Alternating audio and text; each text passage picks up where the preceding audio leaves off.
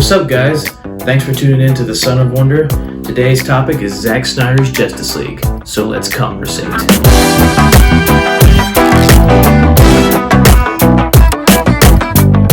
So quite recently I did a video called DC Discussions where I talked about, or discussed, you guessed it, DC Comics, DC's company, and the future in general and what I would hope for the future.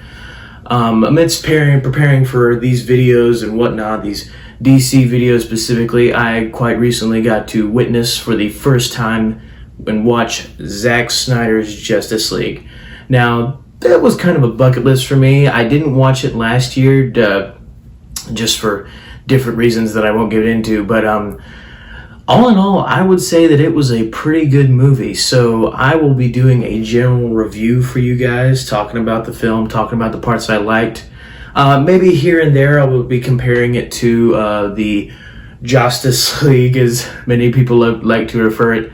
I know a lot of people adamantly believe that other people should hate Josstice League and love the Snyder Cut, so I'll be giving my own opinion that maybe right in the middle, maybe leaning one way or the other. I know that a lot of you guys might dislike me greatly if I said that I liked Josstice League, but I don't think that's the verdict we'll be getting to. So don't you guys worry. Now, I recently watched the Ultimate Edition of Batman v Superman: Dawn of Justice, and I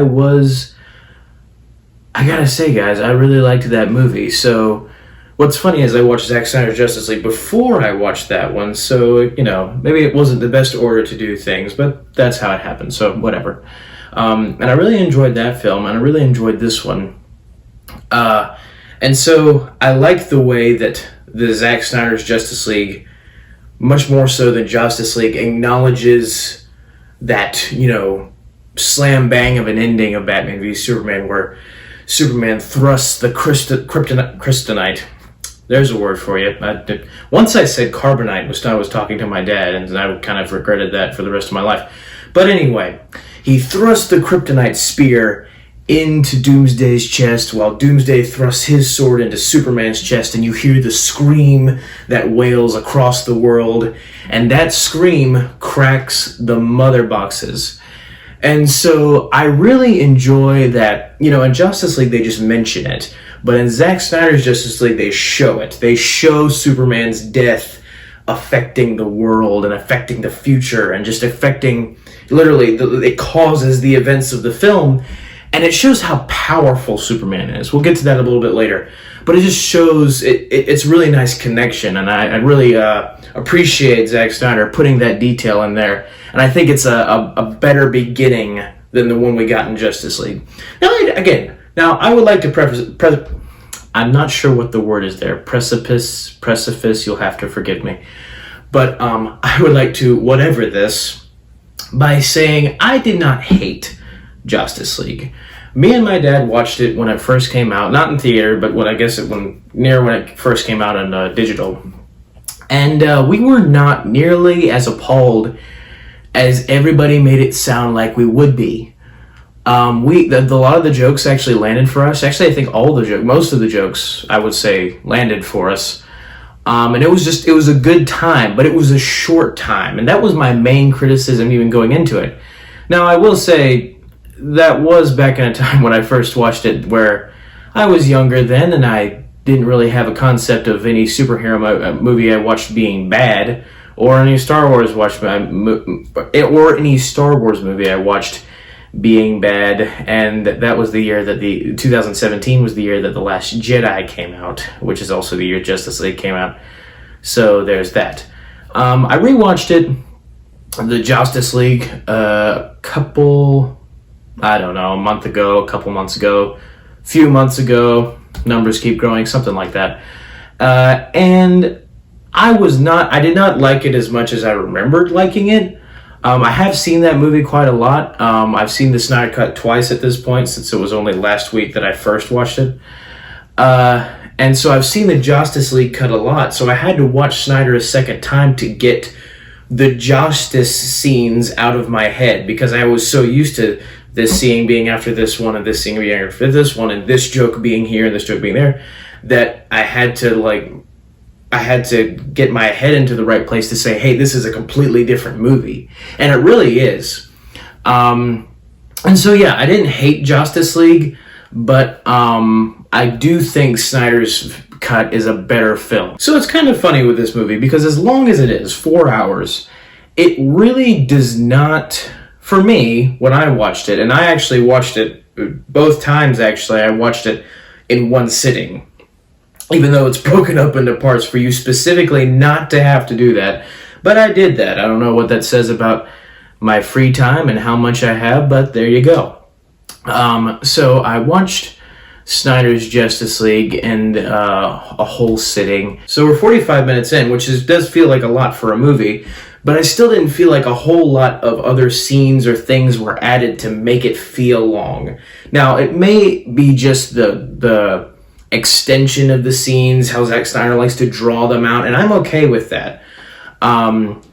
But there is a lot of extra detail that is added to this specific cut that I feel is warranted. Now, there are some things that I have a feeling that the real addition was the Josstice League added those scenes in there that I enjoy. Certain scenes like jokes or whatever that I enjoyed that they took out, or even little lines that I wish they had kind of kept in the Snyder cut. I know that might be blasphemous for you, some people.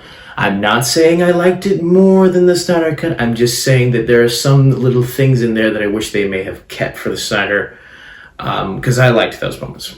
But they were certainly not big enough moments for me to hold against the movie as far as quality is concerned.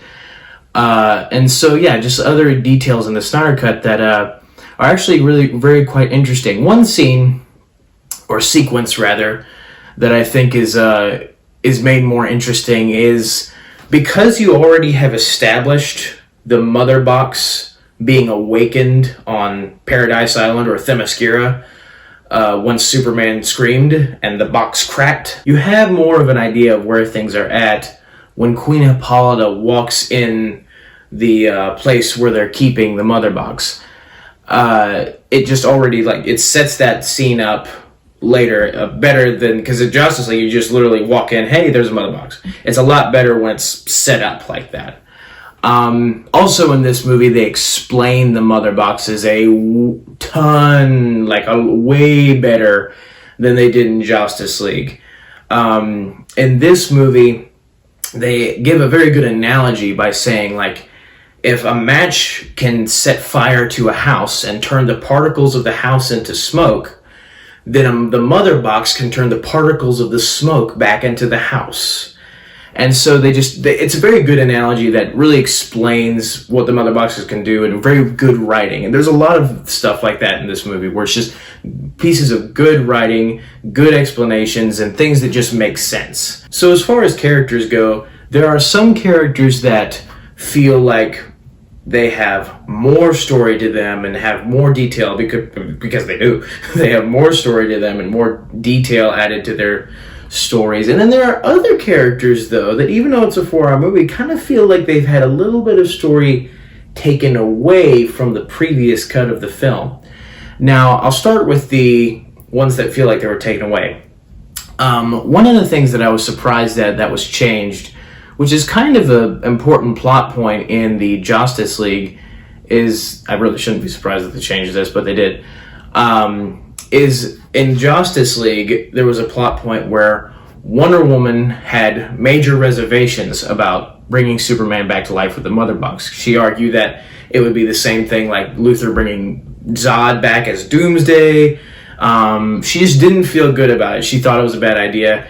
And also, even Alfred kind of throws some stuff in there where he's like, well, maybe Clark's at peace. Maybe he doesn't want to come back from the dead. And I think those are both interesting ideas.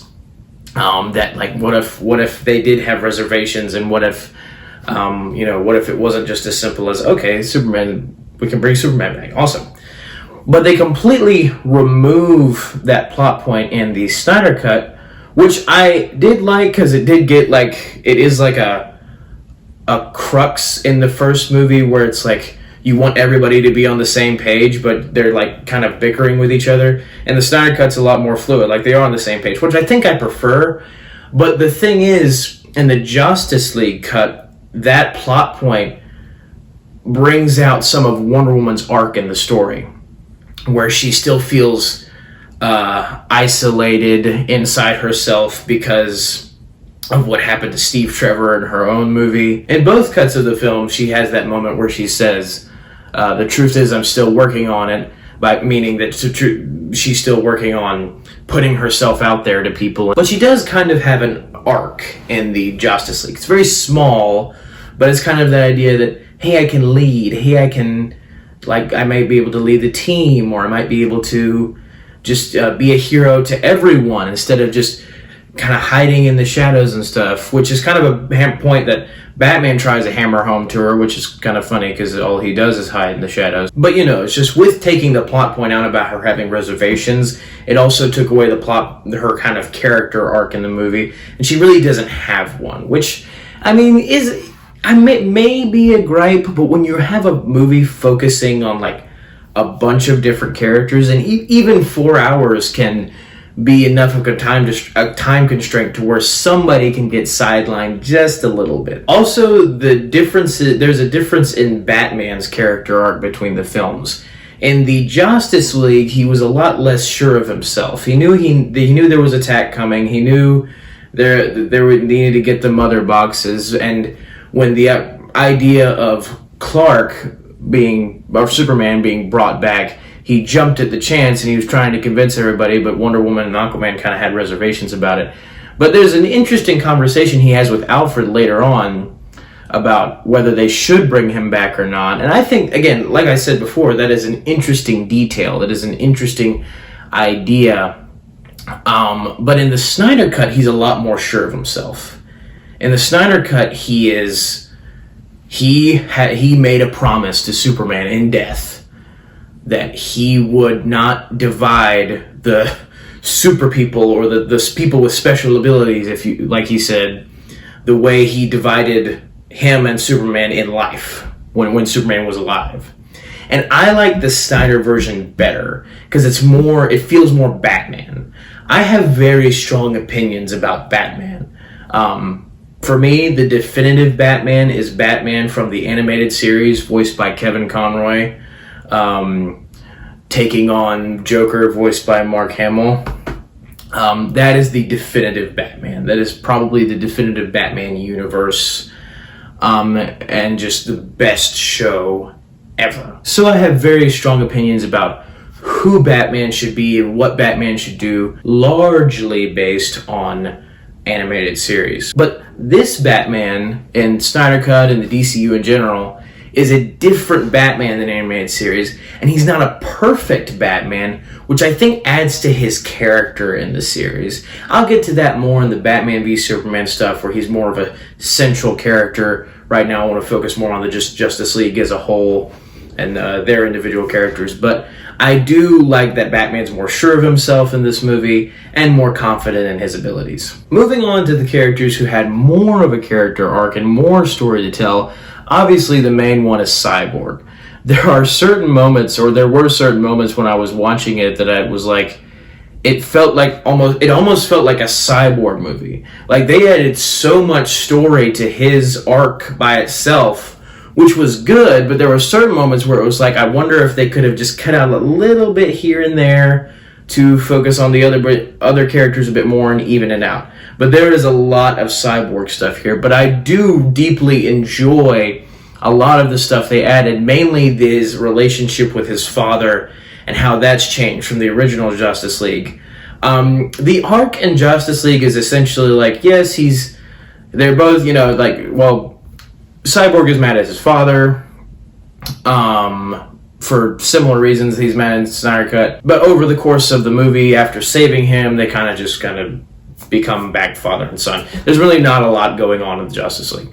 But in Snyder Cut, it is like the mortal opposite. It is fleshed out. You see the backstory of how the accident that caused Victor Stone to lose his human body, you see that accident play out. You see how he lost his mom in the same accident, and you see the effects that has on his dad and why he was so desperate to, obviously it's your son, but you just see the journey that it took to get to Cyborg, for Cyborg to be created. And it's a very well written story. It's well told. And so I think, again, my only criticism, the story itself, and I also, adding to the positive, is I love how the recording that his father plays for his son is reestablished later on in the film. It's replayed at the part where his father talks to Victor as a father and not a scientist, and how that is the closing words of the film. I think that's a very nice touch given the journey that Victor's been on, as well as everyone else. And so the really only negative with his character arc is I feel like they spend so much time on him and have such a main character arc for him that it may have sidelined slightly some of the others. I'm not really sure how you guys would feel about that one, but that's just me. Aquaman's character arc is added to, maybe not in like huge ways, but it definitely has more of a presence in this movie than it does in Josstice League. He gets to talk to William Dafoe's character Vulko about being a king, just like in the Aquaman movie, which I absolutely love that movie. So it is more fleshed out. And one of the other arcs in the movie that was also done beautifully, like Cyborg's, and just gave me the feels. Let me start with this by saying I love Man of Steel. I absolutely love Man of Steel. That, for me, that movie, is actually probably in my top 5 superhero movies. A lot of people didn't like it because it was too drastic of a change of the character for them. And because of the ending where Superman kills Zod. And so those specific details gave a lot of people problems. But I have my own opinions about like those things, and I justify them with certain details. But mainly I love Man of Steel. And so the Man of Steel that was in this movie, the nods to it, the music from it, the music is so good. The music written by Hans Zimmer for this movie, and for Man of Steel incorporated in this movie, I could not have loved any more. As soon as the doors opened to reveal the crashed Kryptonian ship from the previous films, and the Man of Steel theme plays, I was on board 100%. And one of my favorite scenes that they added, if not my favorite, is the extra scene of just the whole arc of when, as soon as Superman comes back, him being with Lois and being with his mom, and just kind of just fully coming back into the land of the living, realizing he's needed, realizing that he's meant for more in this world again. He's meant for good in this world again. Got all that stuff coming back to him. And my favorite scene from that arc is when he comes back to the Kryptonian ship and he hears the words, the motivational words of his heavenly father and his earthly father. And as a person who recently lost their dad, that scene specifically resonates with me so much because I too had a relationship with my earthly father, and I have a relationship with my heavenly father. So that scene just, swells up all the emotions. It's just so good. Moving on to The Flash. Now, I love what they did with the Flash in this movie. Every time he goes hyperspeed and everyone else stands still is like just great superhero stuff and great Flash stuff, because Zack Snyder, to me, this movie shows that he clearly understands the Flash's powers and what the Flash should be able to do. One of my problems with a lot of the cartoons that have portrayed the Flash is, yes, he has super speed, but to me, the Flash should be able to do what he does in this movie.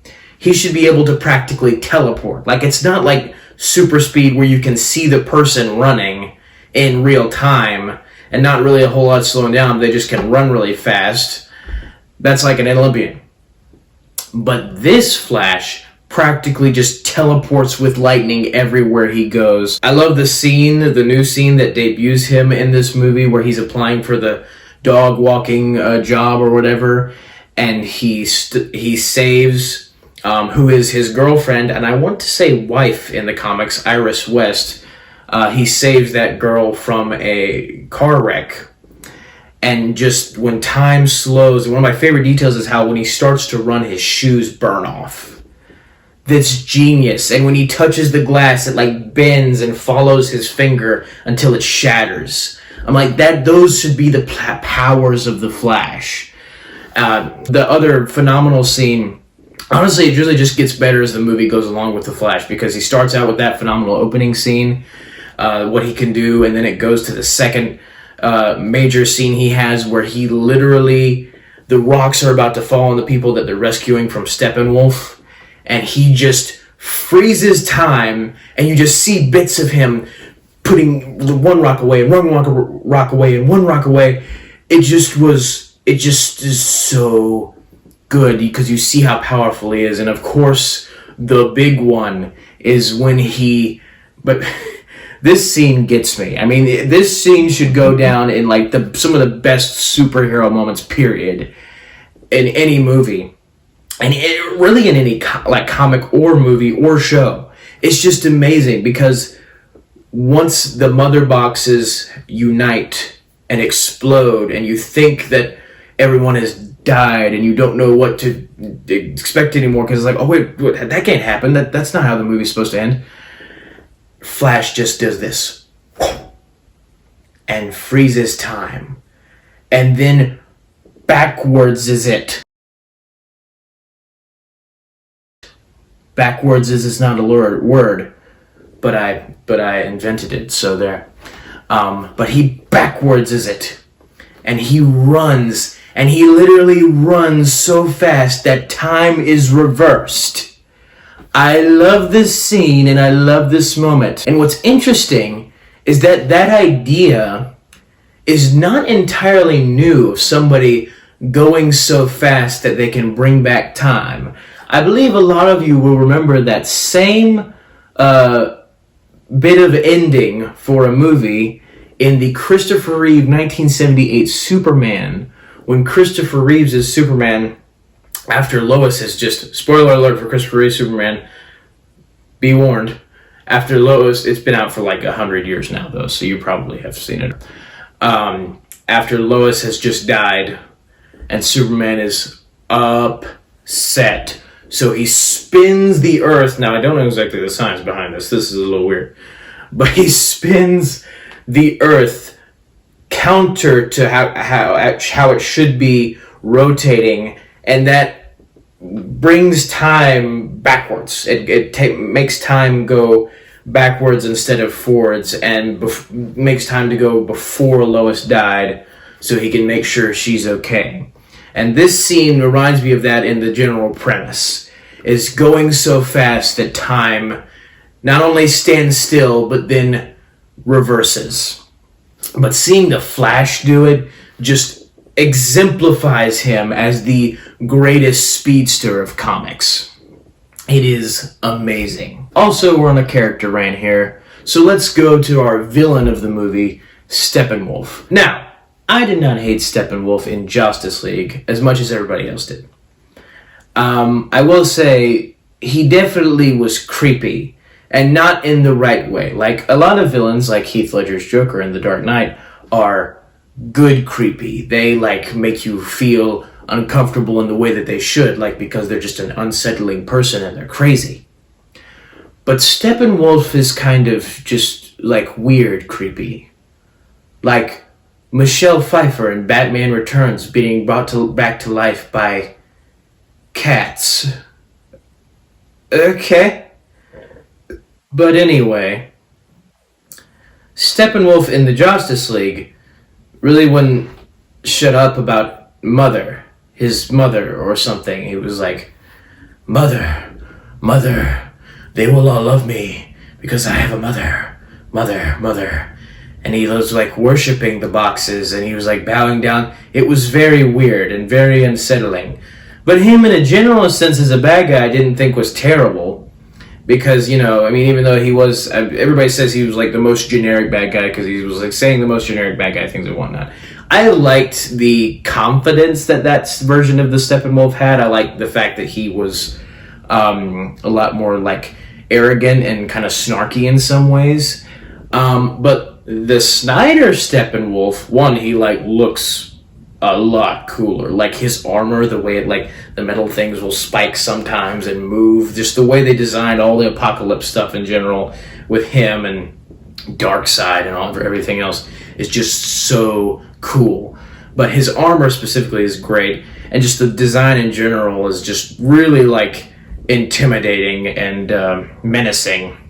But his character is actually very different from Justice League because he's not really like his whole arc in Snyder Cut is to redeem himself. It's not really explained exactly why he needs to redeem himself or what he did to fall out of Darkseid's favor, but he obviously is no longer in it, and so the main goal on his part of bringing the mother boxes together as part of the villain plot, of bringing the mother boxes together so it can destroy the world and turn it into the world of Apocalypse that Darkseid lives on, and bring Darkseid to Earth. That all is for Steppenwolf's redemption for something that he did before.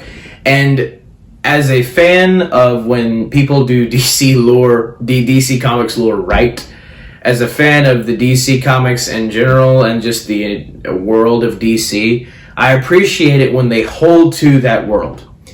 Steppenwolf was never meant to be the ultimate bad guy that the Justice League face off against. He was never meant to be that. He was meant to be a henchman, essentially. Or he is meant to be a henchman to Darkseid. Darkseid is the big bag. Darkseid is the Thanos, if you will. And Steppenwolf is supposed to be like the guy he sends out when he wants something dirty, a dirty job done. And this movie treats him like that. This movie, like, he's not as snarky and he's not as, like, smiling and, like, all, like, evil stuff to say and, like, confident as he was in Josstice League. But it's supposed to be like that because that's how his character is in the comics. That's how his character is supposed to be. He's supposed to be a henchman. He's supposed to be a dude who has aspirations to follow his master, but doesn't have a lot of like inner villainy and personality to offer by himself, because his whole goal of as a character in existing is to please the actual main supervillain, even though he himself is one, Darkseid. And I like that they treated him like that in this movie. Really, just specifically how they changed the whole backstory of the Atlanteans and the Amazons and the Man and the Old Gods and the Green Lanterns coming together to fight Darkseid, not Steppenwolf. I love the change in that because it fits with the comics, it fits with the DC lore, and I love DC lore, and I'm really enjoying how Zack Snyder has treated DC lore. And so that stuff I just love so much, how he talks to Desaad when the thing melts and you just see him. It's a very imaginative way of doing that. Just in general, the whole Steppenwolf stuff, even this movie, like I said before about explaining things, explains a lot better why he found, or how he could find the mother boxes, and what was, like he was kidnapping people, and like, because the smell was on them of the mother box or all that, weird bad guy stuff. And I mean, yes, that's kind of stated in Josstice League. It is like the scent and all that, but it's not nearly as fleshed out, and it doesn't make nearly as much sense when it's kind of like in such a, it's not nearly as detailed as in Snyder Cut. Even all the dialogue he has with Desaad and Darkseid is just so revealing, and so much more. And it helps the story make so much more sense than in Josstice League. Even extra scenes of him like kidnapping Atlanteans and like finding out where the mother box is via the information he can get from them. It fleshes out the world a lot more, fleshes out the story a lot more. It just helps, and it just makes it better. Specifically, one piece of lore I love is the in the introduction into the DCEU of the anti-life equation. Now, I am familiar with the anti-life equation from the cartoons, specifically the Josstice League and Justice League Unlimited series. They talk about the anti-life equation of how that is the one thing that Darkseid desires, and the thing he wants most is a thing capable of rewriting the reality and rewriting the universe, remaking the universe in any way one chooses, which of course Darkseid would want to turn the universe into, I guess just one massive apocalypse or whatever, a bunch of fire pits and evil stuff. But that is the thing that Darkseid wants, and so to hear it be said in a live-action Justice League movie, and to hear it and to see it not only be mentioned, but be the thing that specifically Darkseid is after, and the whole pretty much motivation for Steppenwolf getting it for his redemption, and then for Darkseid getting it for his own achievement for the latter half of the film is just great. I just love the fact that that is important, that the lore is important. Now, I have talked about scenes that I absolutely love and that make this film really good, but if I had any criticisms, I guess one would be, I mentioned before about how Cyborg's story arc is so on display that it might take away from the others, and as far as time goes, brings less time for the others to have more fleshed out arcs. That might be a little criticism, but another criticism may be, or I guess a couple criticisms, is because this is very much a Zack Snyder made film. Like, no one else could have made this film but Zack Snyder, and I appreciate that because he put his director's stamp on it. Like, he put his, instead of it being a studio product, instead of it being something that the studio wanted to make and the studio wanted to produce, he got to put his own flavor into this movie.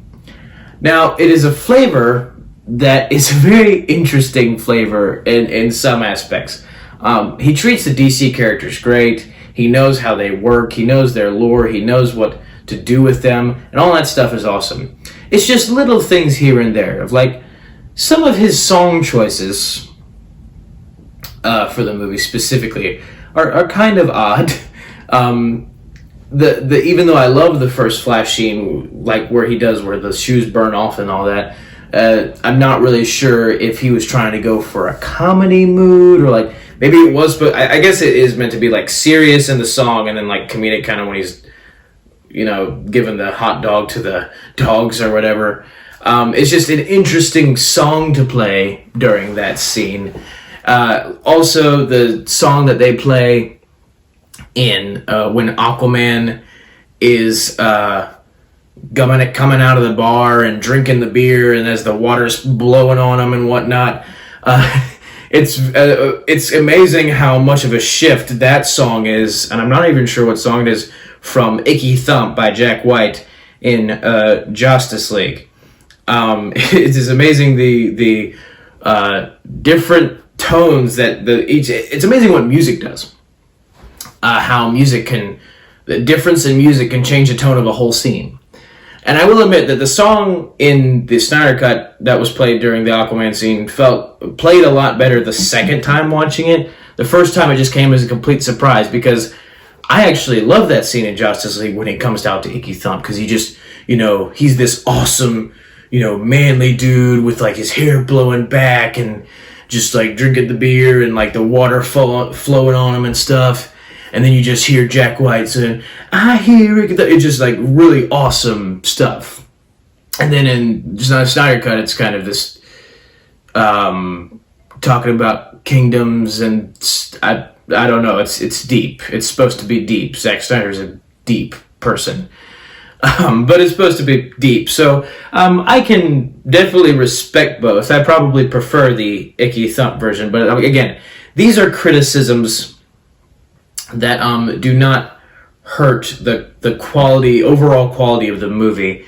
But speaking of song choices, the singing of when Aquaman has left the village at the beginning of the movie, the bunch of girls singing or whatever when he leaves, that scene is a gripe. It is like an actual gripe to the movie. Like, that did not need to be there. It's not like, it's just kind of, I don't know, it's kind of just annoying. It's like, wait, did this like really have to be there? Like it just doesn't make that much sense. It doesn't make sense enough, and it doesn't add anything enough to warrant its existence, if you will.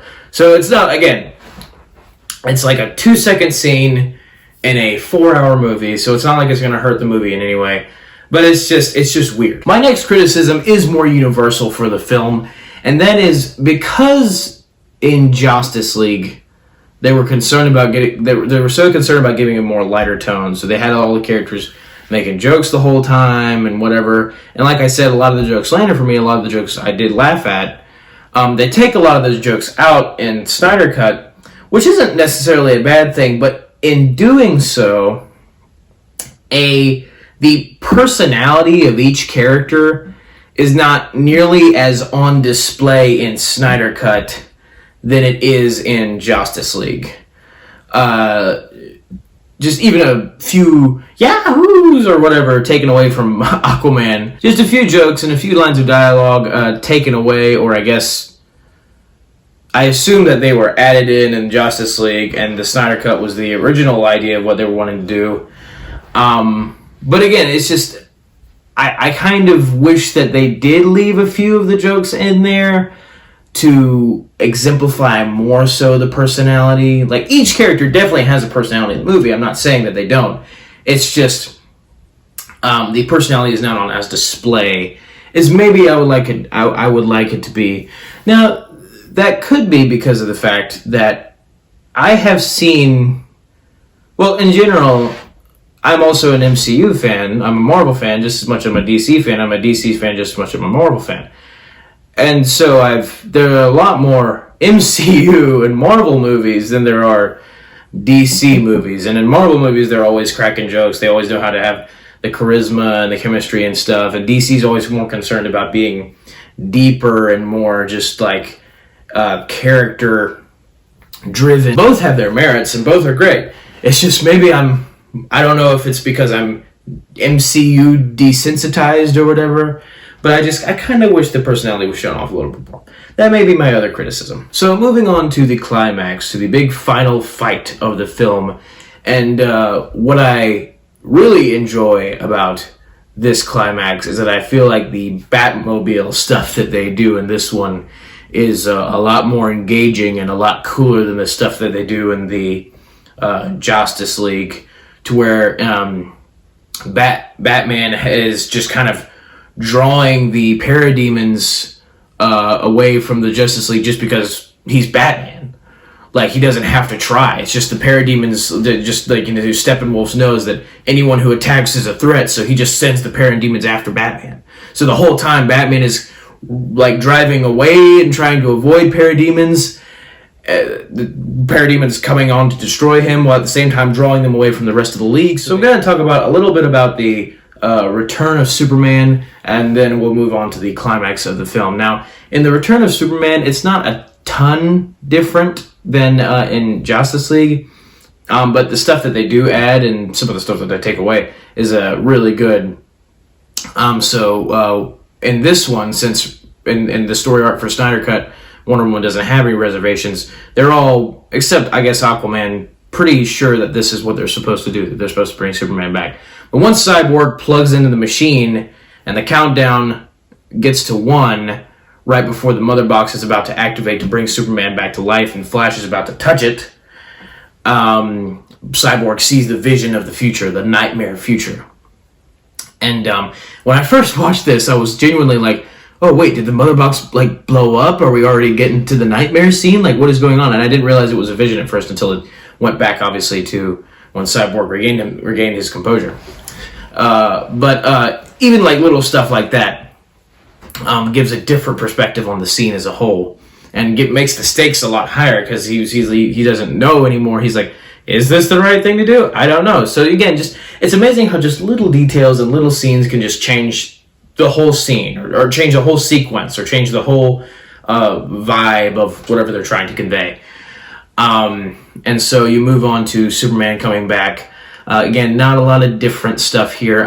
The main difference that I actually kind of, I'm kind of glad that they changed this, because rewatching Batman v Superman, I feel like there is enough time, even though it's not a lot, but there's enough of Superman of time after Superman and Batman have reconciled after the infamous Martha sequence. And so after Superman and Batman have reconciled and now they're best friends and go to fight Doomsday, or Doomsday comes and they have to fight him, I feel like there's enough time there where the first thing that Superman sees or remembers when he sees Batman shouldn't be, I have to destroy you, you're a threat.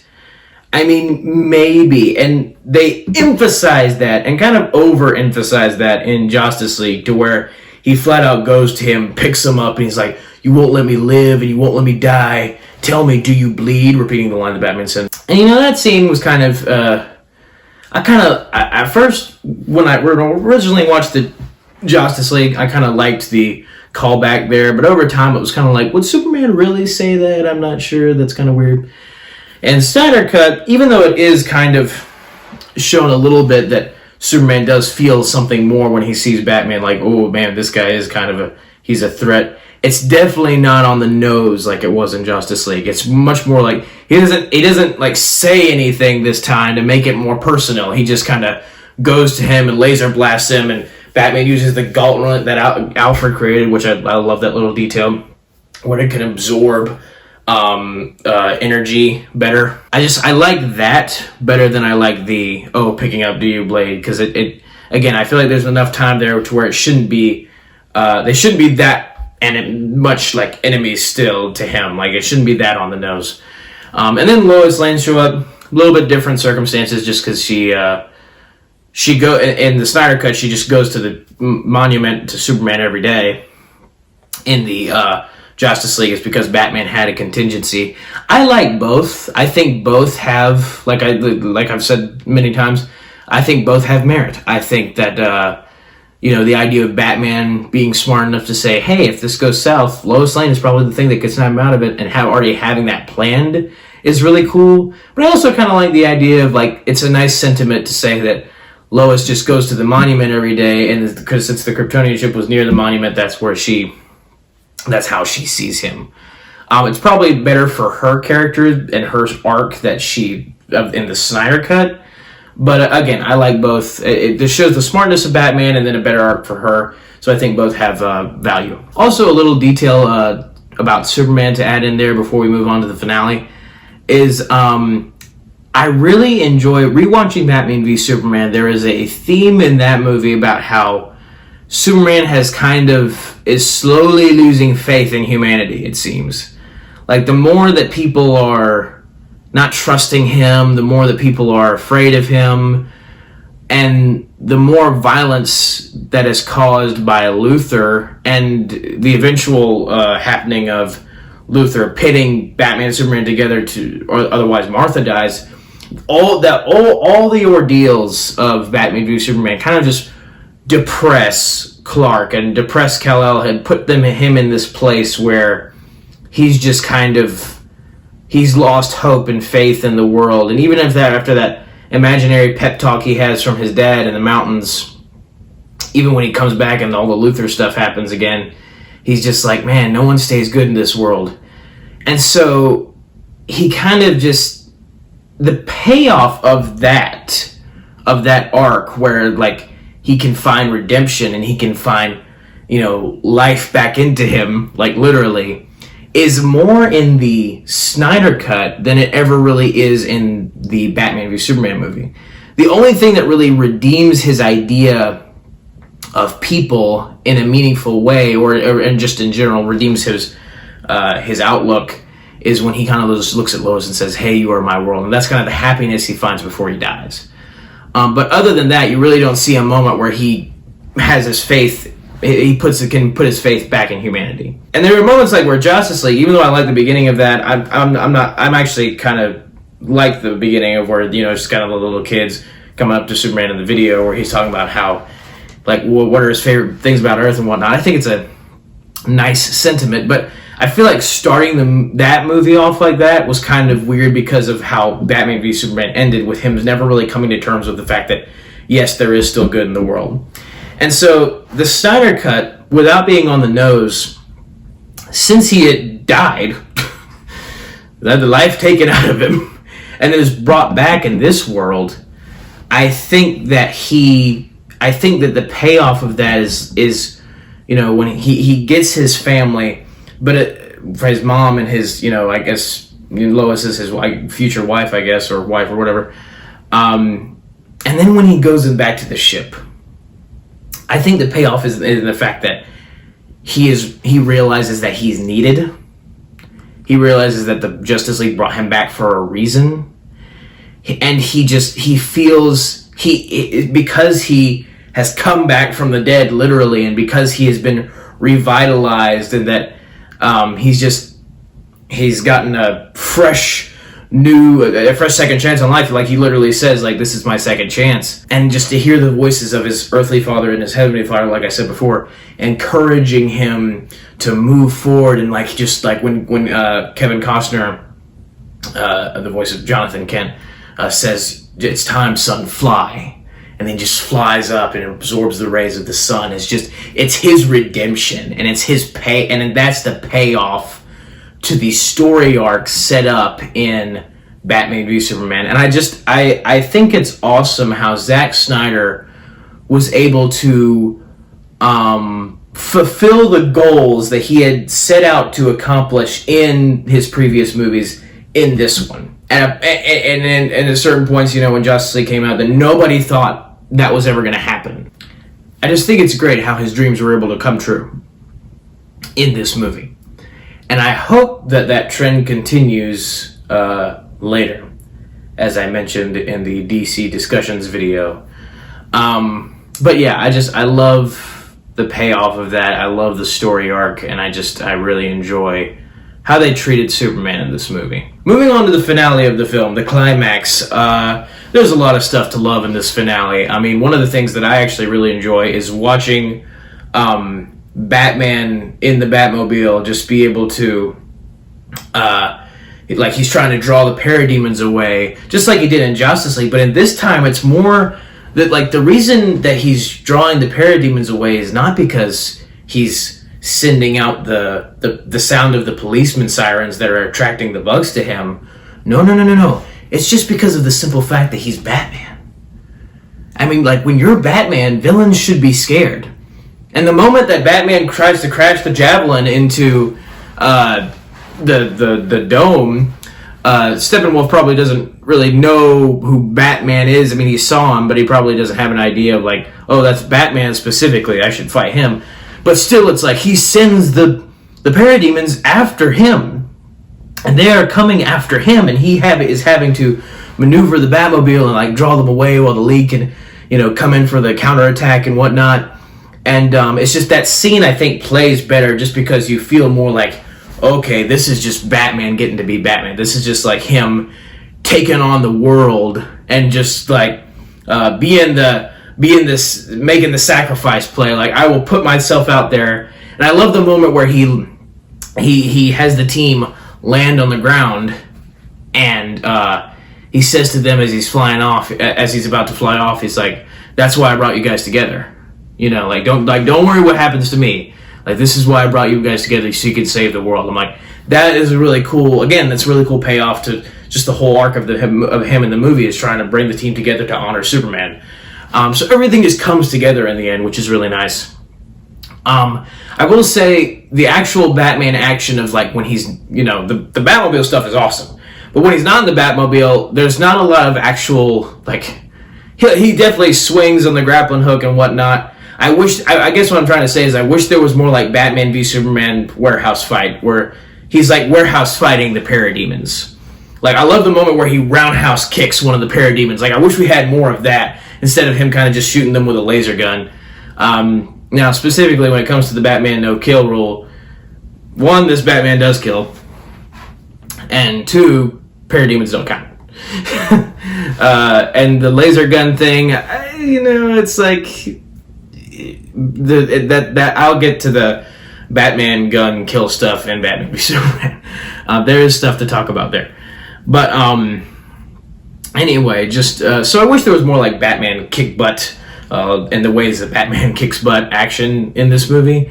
But I love the Batmobile stuff. I love that he is kind of defending the perimeter, trying to take out the parademons on the cannons, even though one is still able to hit Barry, hit Flash as he's doing the circle thing around the city. But again, just everything comes together, and two scenes that I love. One is when Superman first comes back, like, and the axe has hit him. And, in Justice League, he used his cold breath to freeze the axe, and then Wonder Woman chops it and breaks it into pieces with her sword, which when I first saw that, I was like, hey, he finally used his cold breath in the DCU. I love that. That's awesome. But in this one, it's like, it's not even as much effort as that. Like, he literally just... He just blows. Like in the Justice League, it was like, but in this one, it's just like, whoo, done. It's like an owl. Whoo. That's it. It's frozen, and then just bam, he just crushes it, and then just kicks him. So like Steppenwolf, even as much of as non of a match, like as little power he had in Justice League defending against Superman, he has even less in this one. He literally is cannon fodder to Superman in this movie. And I actually I like the cannon fodder better because, Superman just got resurrected after going toe-to-toe with Doomsday, which, in the comics is just like possibly the most powerful villain ever. The comics, Doomsday beat Darkseid. Doomsday, like, ravaged Apocalypse and defeated Darkseid. And it wasn't even that close. So it is logical that if Superman can kill a being as powerful as Doomsday, then Superman should be able to take out easily a henchman of Darkseid. And so everything about that is just awesome to me. The second scene that I love, that I think actually helps convey one of the messages of the film, I guess, and is a really nice sentiment, is when Cyborg, just ever Flash has done the crazy thing of turning back time, and Cyborg plugs into the boxes, and he's tempted with his family. He's tempted with his dad that he just lost. Which I love that sacrifice of how he meant to mark the box, and just that story arc is so good. And it makes it more powerful because they have stakes. Because in this one, his dad dies. He doesn't stay alive. It has stakes for Cyborg, which is great. But he's tempted with his family to come back to his family, to be a part of to have his mom and dad back. And they're like, you can tell that this is just the tempting of the mother boxes, that they're taunting him like, hey, you're broken, but you can be together again. You can be whole again. And I love how Cyborg says, I'm not broken, and I'm not alone. Those two sentences are really powerful. I just think those are very inspirational sentences. Like, this is a dude who literally, like, his physical body is decimated. And the only thing he has left is just the robot parts that the mother box added on. So it's like, if anybody believes that they're broken, it should be him. But his arc in the movie that they give him, even though I know I said it might sound like they're the characters, still it's a phenomenally done arc, because the arc in the movie that they give him is like, he feels alone, and he feels discouraged, and he doesn't know where to turn, but he learns to trust his dad more. He learns that he really does love his dad. He learns that there is friendship to be had despite his circumstances. And I like the concern that Aquaman specifically has for him later. Like, man, this kid just lost his dad. And just like little things like that to finally hammer home, I'm not alone. I'm not broken. That is just powerful. It's so powerful. And I love the message of that. And I really enjoy it when superhero movies can be what I think they should be, in the sense that they can have a message that is truly inspirational, that truly makes you think, and that truly means something. I really enjoy that when it counts. I just really enjoyed it. So that's what I enjoyed about the climax of the movie. Moving on to the epilogue. Now I know this is probably a very long video. But this is a 4-hour movie, so that's my excuse. But But we're moving on to the epilogue. And the epilogue in this movie, you know, different from the Josstice League stuff, is... in the Josstice League, it was like Lois Lane. It was her, I guess, a new article that she wrote for when she came back to the Daily Planet. And in this one, it's the recording that his dad, that Cyborg's dad left for him. Now, again, it's one of those situations where I think both have merit. I think that for Cyborg's arc, obviously the dad one is the best. But for like a general everybody sense, I think that Lois has, you know, merit too. So, you know, again, both have value. I think that Aquaman is left in an interesting place where you can, like, this movie doesn't like really alter the events, how the events of Aquaman should play out. Like, obviously they play out after Justice League in both ways. But this movie doesn't change a whole lot. It doesn't really confuse. It wouldn't really confuse a lot of people. Like, oh, okay, he's kind of on good-ish terms with Mira and Vulko, so it makes sense where they are in Aquaman. Flash still gets the crime lab job. Nothing really different there. Although I will say there is one line that the dad says in Josstice League that he doesn't say in Snyder Cut, and I wish he said it. Is in Justice League, he's like, "Look at you go," which is like, of course, he runs. I just really love that line, and he does it. He just kind of like talks about his foot being in the door in the Snyder one. Again, minor thing there, but Flash still gets his job, and his dad is obviously very emotional about it, which I love. And then Wonder Woman retrieves the arrow that the Amazons sent out to warn her in the first place about the attack, and so.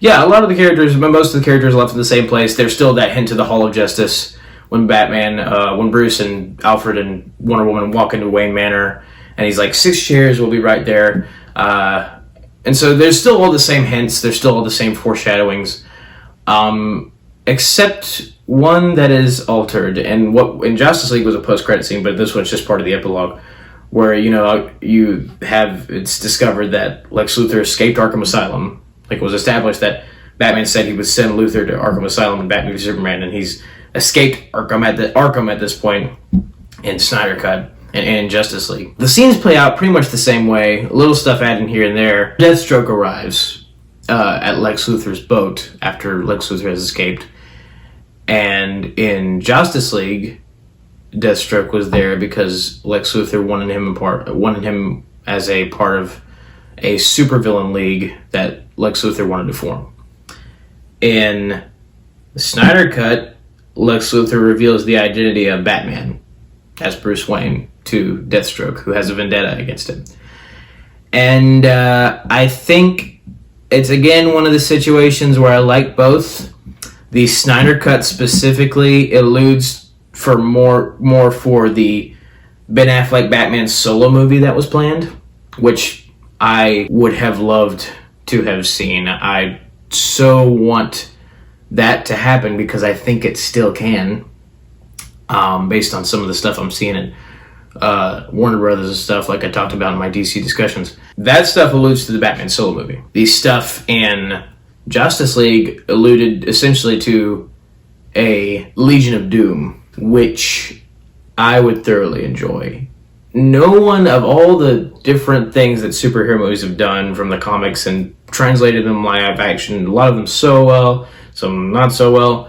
No superhero movie, maybe the only thing that superhero movies have not done yet officially is the supervillain team. We have had plenty of superhero teams at this point translated to live action. We have the Fantastic Four has been translated to live action, which, you know, most people try to forget. We've had Avengers translated to live action, Justice League translated to live action, of the superhero teams. But no one has done a villain team. Not actual one that has existed in the comics. The closest we've gotten is in Spider-Man No Way Home with the 5 villains that are in it, like one away from Sinister Six, and, you know, of course, you know, spoiler for No Way Home, Venom is in the post-credit scene of that one, so you almost have 6. We were really close in that one, but that's the closest we've gotten.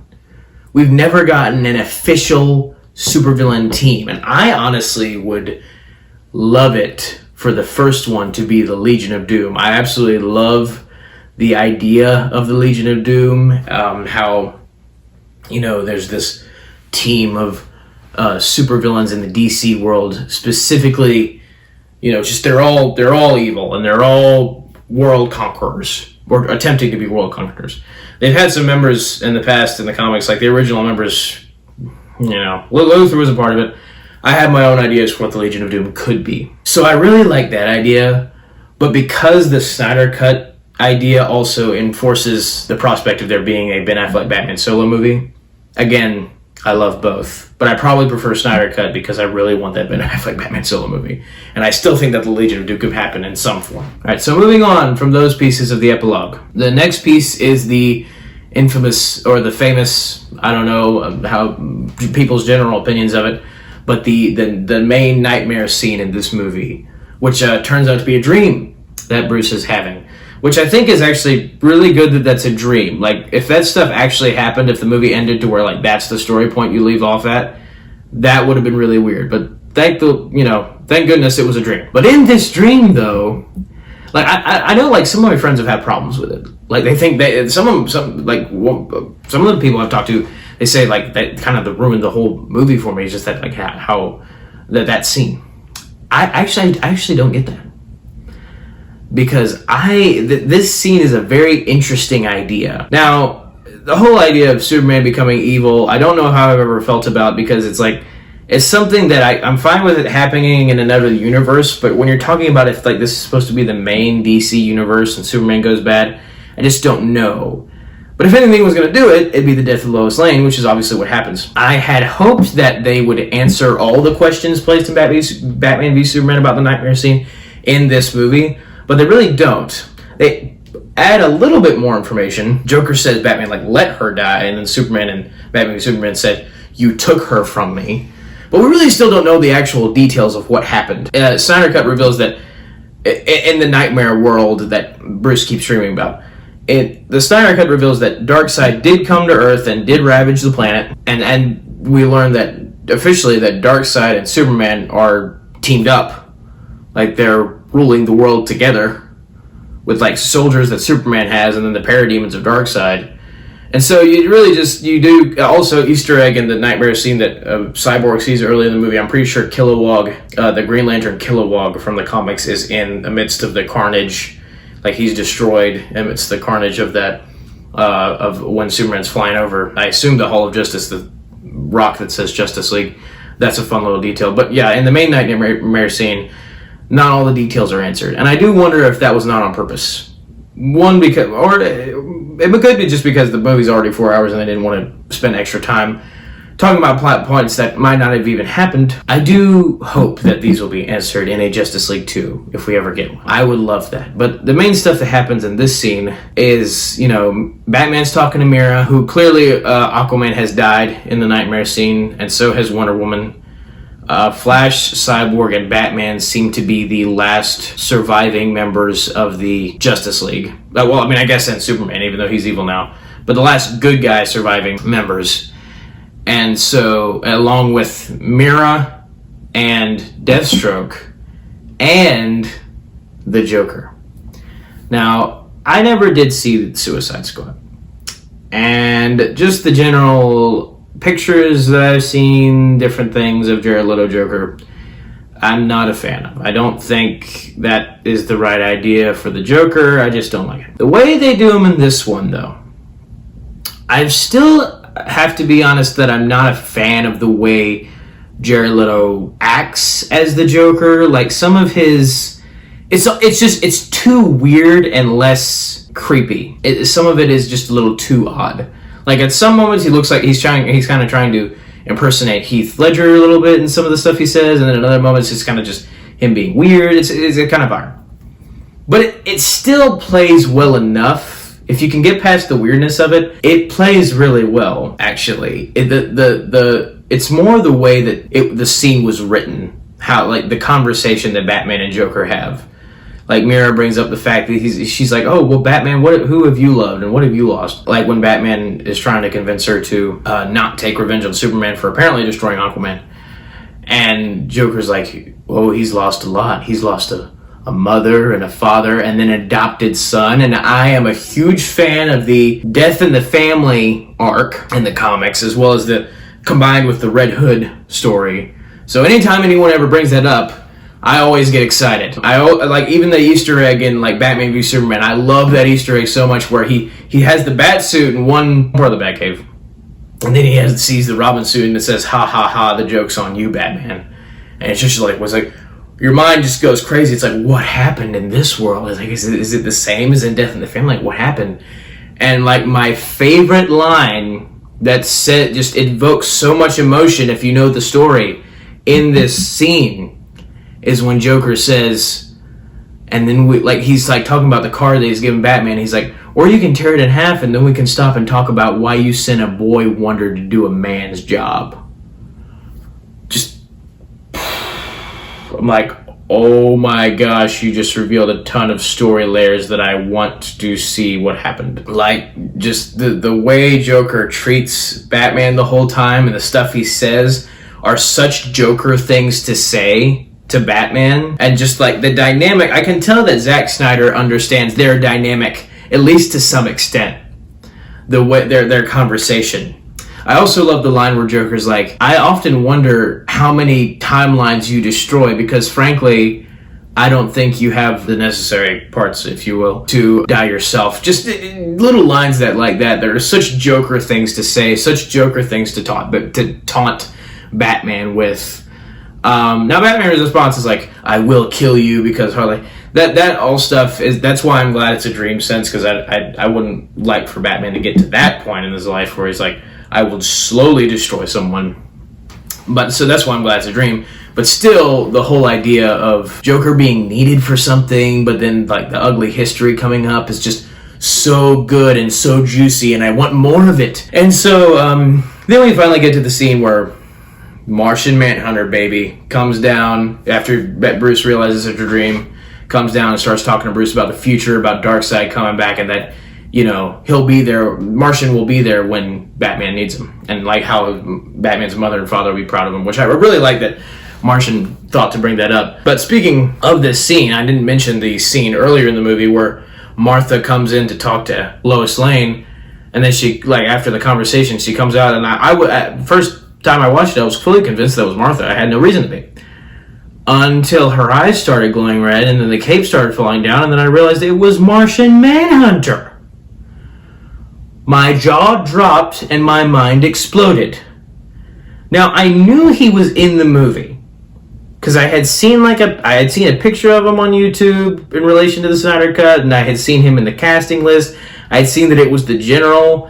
And I remember like already being freaked out about that when I saw it, excited. But it was not in my head while I was watching the scene at all. So it was the fact that it was Martha, like Martha was Martian Manhunter, and just the fact that I forgot that he was in there. My mind was just entirely blown. And the fact that, I guess, I assume he's been the General this whole time. That's the thing, it raises a lot of questions. It's like, wait, so if you were the General the whole time, then why were you acting like you clearly weren't an alien, because you're like mad at aliens kind of in Man of Steel, and so it's like, there's a lot of questions to be raised there from that one plot point. But, yeah, it's just, my mind was blown, and I love that so much. And that's another reason I hope there's a Justice League 2, because that way you can get to them having 7 members instead of just 6.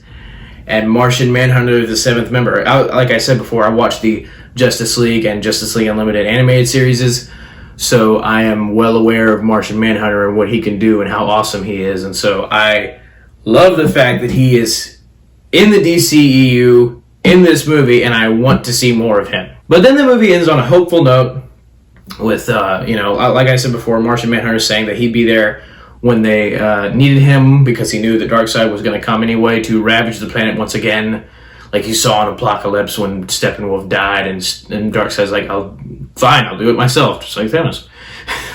But still, I love those little details, and there's just a lot of stuff in this movie that it elevates it so much. It just story arcs, I mean, the story arcs, the characters, the stuff they do with Superman, it just, as I talk about it, I start loving the movie more.